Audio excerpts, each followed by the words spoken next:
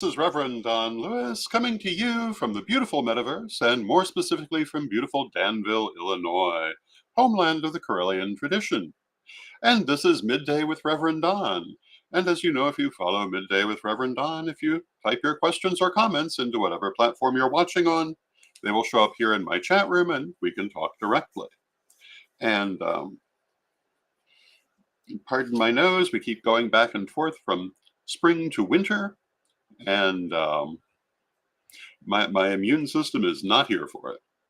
But that is actually the subject of our program today. I was going to talk about the Equinox Sabbats, that is to say, Ostara and Mabon, as they are modernly called, and about the phenomenon of the equinox itself.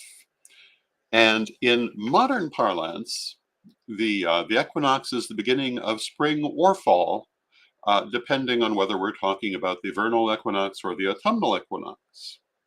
And um, this was not the traditional reckoning, but it is the modern reckoning.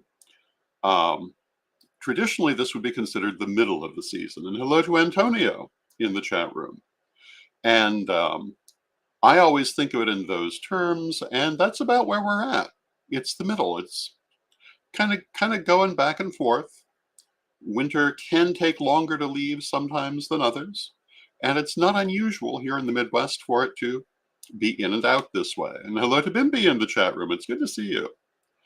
Um, an equinox, of course, literally refers to an equal length of night and day.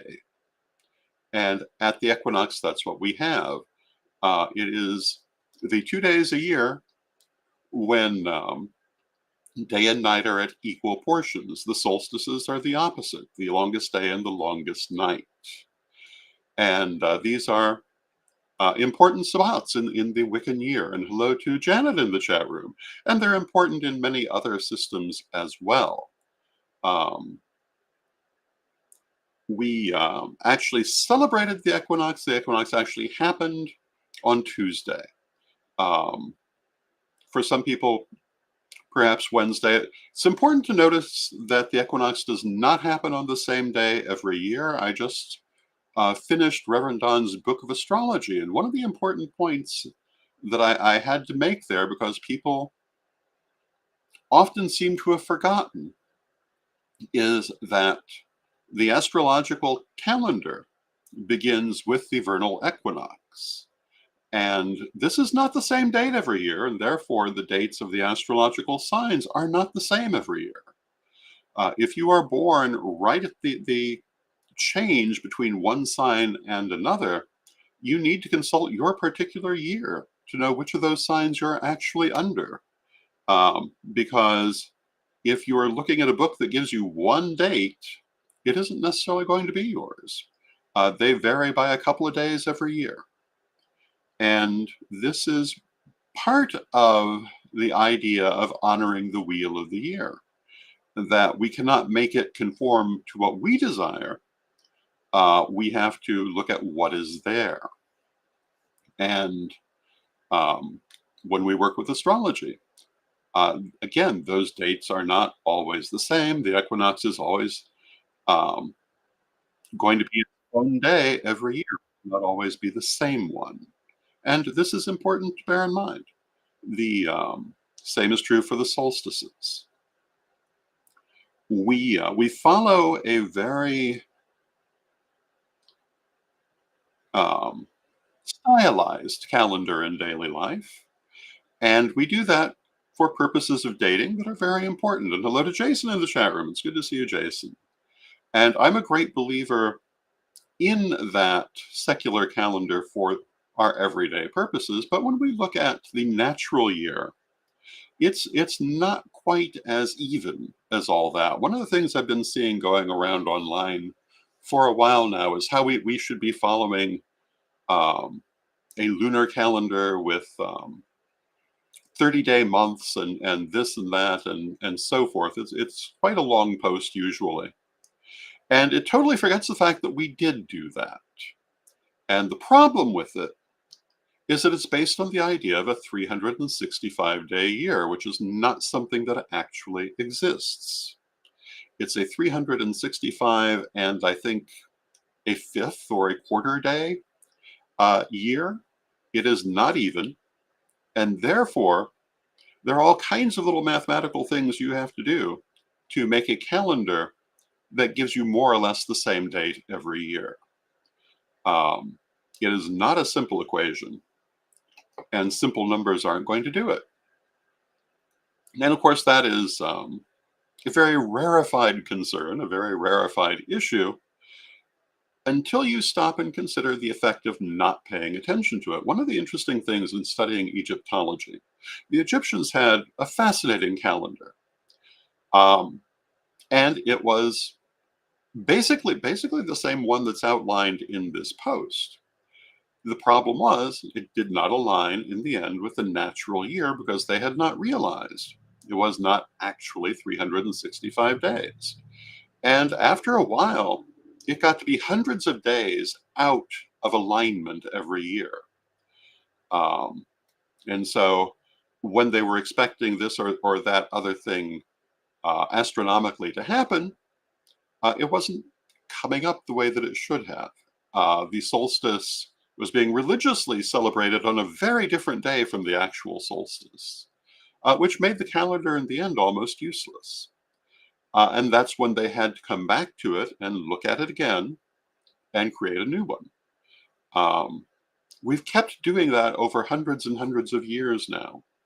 And we're certainly closer to having a working calendar than we've previously been. But it's not a simple equation. Now, coming back to the equinoxes, they're about the equal balance of day and night. They happen within a range of a couple of days every year.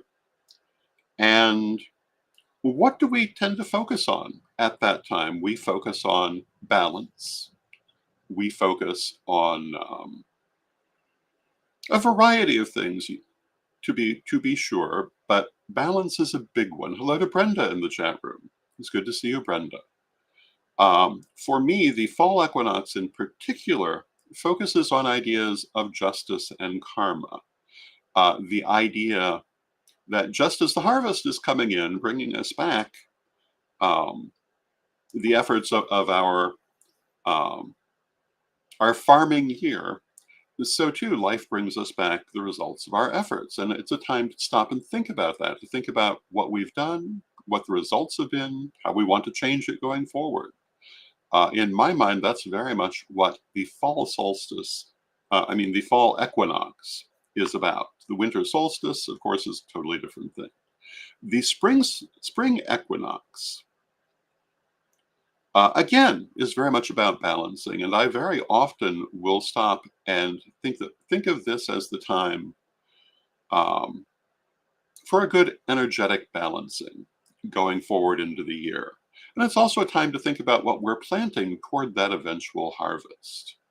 And like I say, for me, the traditional thing that I tend to do at this time, although certainly you do it whenever you need it, but in terms of ritual, I think it's a good time for a chakra and energetic balancing. And that tends to be what I do during the spring equinox. And we'll see what time does. Maybe we'll do a little brief meditation on that today. The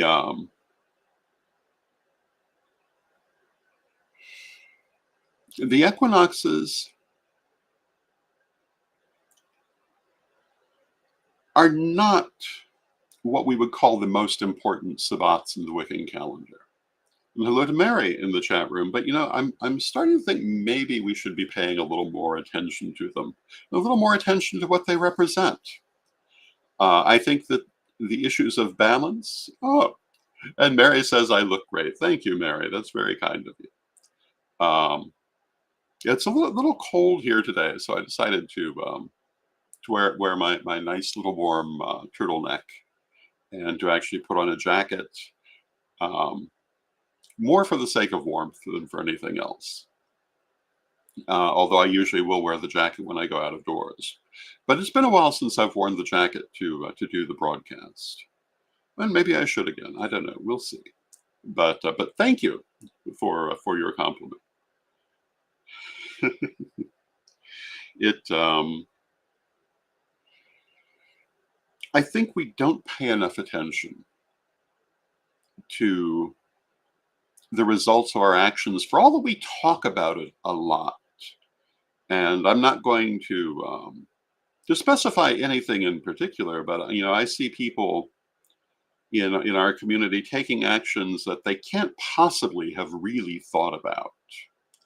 Um, Certainly not from a karmic point of view. Um, I always thought that we made a lot of emphasis on the importance of karma, the importance of considering what your actions may bring back to you. But sometimes it seems like we still, as a community, don't think about it. Hello to Christine in the chat room, and hello to Lady Kai in the chat room. I said well, probably more than once in the last year, that when it comes to that, um, in the end, I trust my life to speak for itself. And when it comes to karma, I have always considered the results of my actions, and as a result, I feel that I'm doing quite well in life, all things considered. Um, and I think we all must think in those terms. And I know there are people out there who say, "I don't believe in karma." Well, that's nice. Um, that doesn't mean you shouldn't be thinking about the results of your actions. Even if you're not looking at it in those terms, your actions are going to have results. Um, and acting like your actions don't have any results is probably not going to be a good policy, no matter how you look at it. Um, and to me, these particular sabbats are all about thinking of that subject. What do we get for what we do? What plants do we raise from the seeds that we sow? Um, if you look around the world today, it seems like an awful lot of people are giving rein to very bad behaviors based on their emotions and no thought involved, and not considering where that could lead. Um, and it can lead to some very bad places before it's done, politically, socially, um, and in one's personal life. So, at the risk of being a little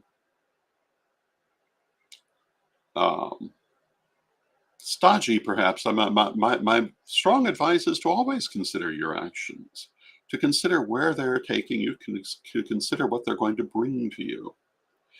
Because in the end, they do always bring results. And, if you're making all of your decisions based on hate, you're not going to be getting a lot of love in your life. You're going to be drawing basically bad feelings to you because it's all you're surrounding yourself with. If you are, um, and Jason in the chat room says that it's a basic law of physics. For every action, there's an equal reaction. Uh, we could also say like attracts like. If you shroud yourself in negativity, negativity is what you're likely to get. If you spend a lot of time lying and making false accusations against people, and I'm not trying to make a political point here. I'm not talking about anyone in particular. I'm talking about behavior. Um, I will leave you to decide whose political positions are or are not accurate. But I think it usually doesn't take a lot of research to make a good decision if you're willing to move past your emotions and look at the situation. But if you surround yourself only with negativity, if you um, if you practice disseminating a lot of falsehood, what do you think that's going to bring to you? Certainly isn't going to increase your credibility. It certainly is not going to build a solid foundation under you. And when I scroll down Facebook, as I often do because I do so much work through Facebook, as well as other platforms, some of the postings that you see from organizations of various sizes, political parties, um, meme factories, some of the things they say are an insult to intelligence. If you stop and actually look at them with critical thinking, you don't you can't possibly take it seriously, but people don't do that. They react emotionally. Now, Brenda says, be the better person and take the higher road and accept the consequences for your actions. And that's basically what I'm saying. Um, when we stop and look at the Equinox Sabbats and the idea of our actions and their consequences, the best policy is always what I commonly say: do the next right thing, and you'll get the next right results. And hello to Nikki in the chat room. It's good to see you, Nikki. As we come into the upcoming election, and again, I'm not necessarily referring to anything someone's saying in the election. Not necessarily not, but we must look at our choices with critical thinking, not emotion. Hello to Tom in the chat room. If we wish to make a choice that will be beneficial to us, when we look at other things in our lives, we need to look at it with critical thinking and not get caught up in sudden emotional reactions, and certainly not be motivated by our prejudices, which realistically we should be working on overcoming anyway, if we expect to have a positive result. You're not going to have a positive result if instead of critical thinking, you're making your decisions on knee-jerk emotional reactions. It's not really quite what I thought I was going to talk about on the subject of the Equinox Sabbats, but I do think it's highly relevant to the actual meaning of these Sabbats. Hello to Reverend Eric in the chat room. It's good to see you, Reverend Eric. Now, I also wanted to take a moment and talk about the upcoming worm moon. And a few things about that. The worm moon, if you're unaware, is the next full moon, which will be coming this weekend. I will not. It's more or my personal equinox rituals are mostly going to be on Sunday and will more or less correspond with the worm moon as well. The worm moon is going to be marked by a lunar eclipse, and this will be on the night of March 24th, the early morning of March 25th, and apparently will take about 4 hours from start to finish, and many people who may be watching will actually be able to see that. And it certainly will be worth seeing, but in addition to being worth seeing, it's also worth attuning to those energies, because a lunar eclipse is different from a solar eclipse in terms of its meanings, but not necessarily any less important. We talked about the solar eclipse and how it represents renewal and rebirth, at least from my background and my point of view. And it represents that chaos moment of breaking patterns in the world. A lunar eclipse is much more internal, but otherwise kind of the same. It brings hidden things to light. It's a perfect time for trying to work on internal problems, a perfect time for shadow work, a perfect time for clearer vision of self. And it will tend to bring that to you whether you're working on it or not. A lunar eclipse is the chaos moment for yourself, um, internally, in much the same way that a solar eclipse is externally. So the kind of work that you might want to do for this full moon are things dealing with those subjects, with personal knowledge.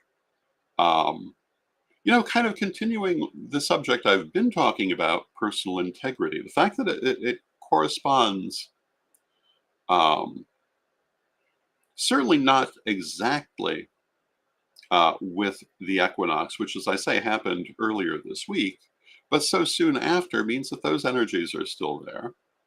Um, the fact that it corresponds to the full moon means that you have the which of course it would, but the high energy of the full moon. Um, it's a good time for bringing forth um, the things you want to know about yourself or about the world in general. It's a good time for bringing things forth from their shadows. Um, the fact that it's the worm moon, however, also adds a little bit to this too. What does the worm moon mean? What do we think of with the worm moon? It certainly corresponds to, for many people, the start of the year, the start of the astrological year. It's early in our Wiccan liturgical year, certainly part of the sprouting of the year. It's the time when, conventionally speaking, the worms return, coming from their safety underground to return to the physical world. What do worms do? The worms create soil. They're not the only thing that creates our soil, but they're a big part of it. They, in that way, are one of the main supporters of life. Um, and so it's a time definitely to think of rebirth and renewal. And so I would say that this lunar eclipse is all about personal rebirth, renewal, regeneration, cleansing, and a good time to work on those things. So I want to encourage you to do that. Now, I said earlier that we might take a few moments and do a brief meditation on balancing our energy. So I think that since we have a few minutes left, why don't we do that? And I'm going to ask you to find quickly a nice, comfortable position, um, and just take a moment to clear and release all excess energy. Let it flow out of you like water, running down your arms and your legs and out through your hands and your feet, to be reused by the universe in other ways. Release all tension, all anxiety, and focus yourself in the here and now. Become aware of your heart chakra. Imagine your heart chakra at the center of your chest. Imagine it as a ball of white light, shining out in all directions like a white sun within you. And from that ball of white light, imagine with me a tendril of white light moving downwards, down from your heart through your body, down through the middle of your body, down through the ground into the earth. You see that tendril of light become a beam of light, moving farther down into the earth, moving through the soil, moving deep into the bedrock of the earth. You see that beam of light going farther and farther toward the center of the earth until at last it comes upon the center, the molten center of the earth, the beautiful golden energy of the molten rock at the center of the earth. And allow that golden energy to come up through your beam of light. See it coming up through your beam of light, up through the ground, up through the soil, up into your body and into your heart chakra. And see it fill your heart chakra with the glowing golden light of the center of the earth. And let that glowing golden light move throughout your body. See it expanding from your heart and filling your entire body with the beautiful shining golden light. And let that light expand beyond your body to fill your aura.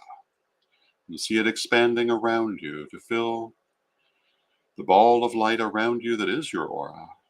with shining golden earth energy. And in that energy, feel the strength and vitality of the earth.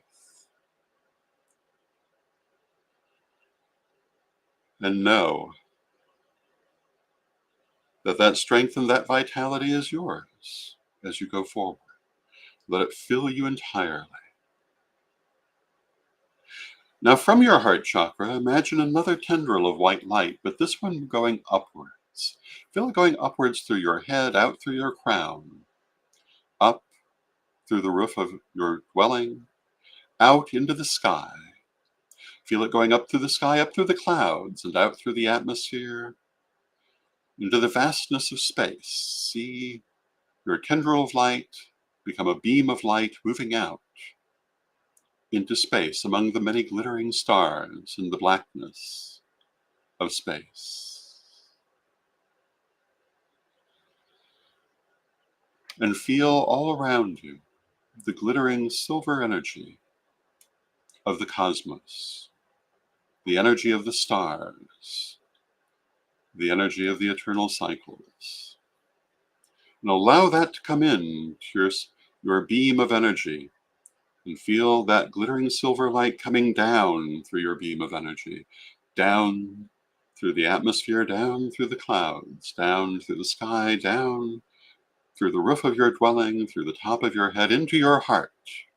And see your heart fill with the beautiful silver light of the cosmos. And see that beautiful silver light of the cosmos uniting with the golden light of the earth. And feel the silver light of the cosmos spreading out through your aura, spreading out through your body, spreading out through your aura, filling you entirely with beautiful, glittering silver light. And let that silver light come into perfect balance with the golden light of the earth. And as they come into perfect balance, feel yourself come into perfect balance with them. Feel your chakras come into perfect balance. Feel your energy in perfect balance. And know that as you go forward from this exercise, you will be in perfect balance.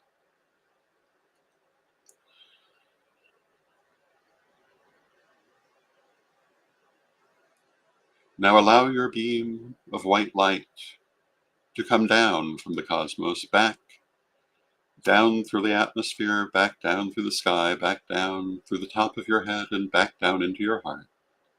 And feel your beam of white light come up from the center of the earth, up through the bedrock of the earth, up through the soil, up into your body and back into your heart.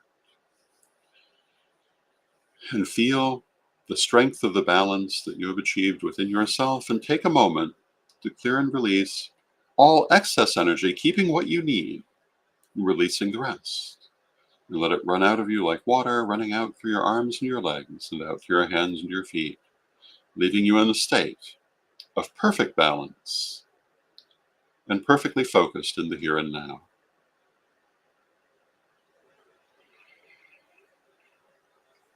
And there you have a simple exercise for balancing your energy that you can do anytime you want. And I think that you will probably agree that it's quite effective. I find it very effective. I hope that you do. And I want to thank you for joining me today. Tomorrow I will be at a special Ostara event at Earth Spirit Emporium in downtown Danville. If you're in the area, please come by. Um, and Reverend Eric says, "Thank you, Lord Don. This was needed. I'm very glad." Um, Tomorrow, we will be having a best of Midday with Rev Don, which will be an interview with her Beatitude, uh, the, um, the Archpriestess Belladonna Laveau of the Aquarian Tabernacle Church, a wonderful individual and a wonderful interview. I hope that you enjoy it. It was done a little while ago, but it's certainly still very interesting. And I will see you hopefully on Sunday evening when we'll be doing, I will be doing my online Ostara and Mabon ritual, working with both Sabbats because I know that we have a viewership all around the world, and that will be here on Corellian TV. And otherwise, I will see you next Monday. So thank you for joining me, and let us close with our prayer as we always do. Divine Mother Goddess, Divine Father God, beloved ancestors, we thank you for all that you do for us in our lives, and we ask you to continue to be with us as we go forward and to help us to always appreciate the wonder and beauty of this world, the strength of the earth, the serenity of the cosmos, and the joyous union of the two. And help us also to always be mindful of our acts and their consequences, and to live our life in ways that bring us good consequences, to help us always to do the next right thing. Beloved Mother Goddess, beloved Father God, beloved ancestors, we thank you with great love and thanks, and may the blessing be upon you now and always. And I thank you with great love and thanks, and again, I'll see you Monday, and may the blessing be upon you now